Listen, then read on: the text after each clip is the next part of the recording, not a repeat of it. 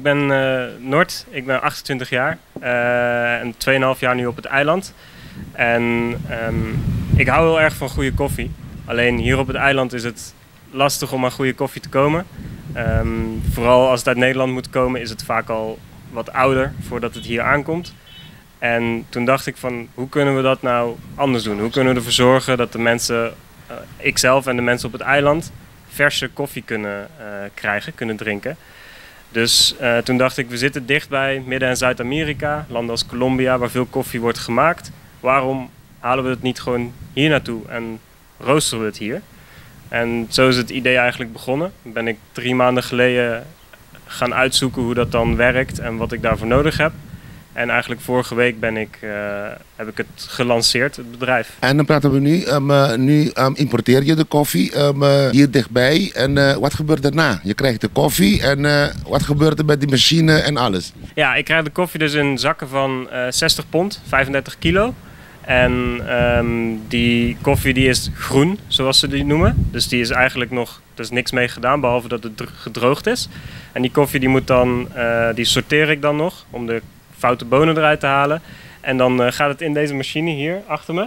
Daar gaat ongeveer 1 kilo koffie per keer in.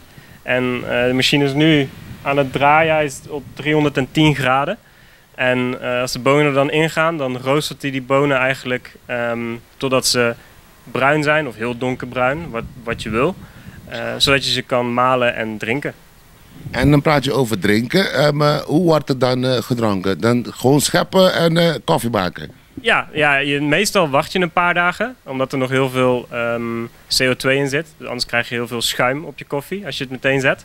Maar als je een paar dagen wacht, dan kan je het gewoon malen.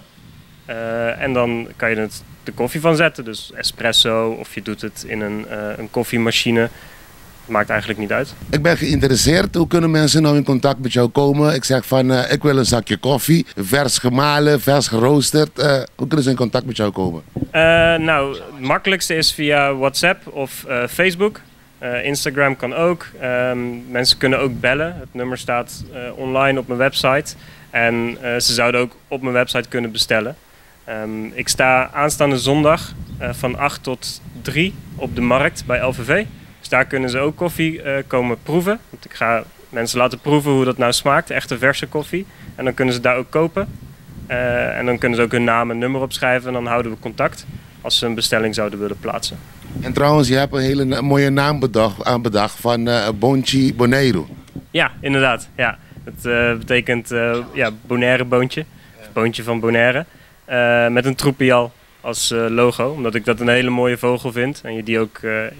ondanks dat hij uit Venezuela komt volgens mij, is het wel echt een vogel die bij het eiland past. Dus vandaar dat hij op mijn logo staat.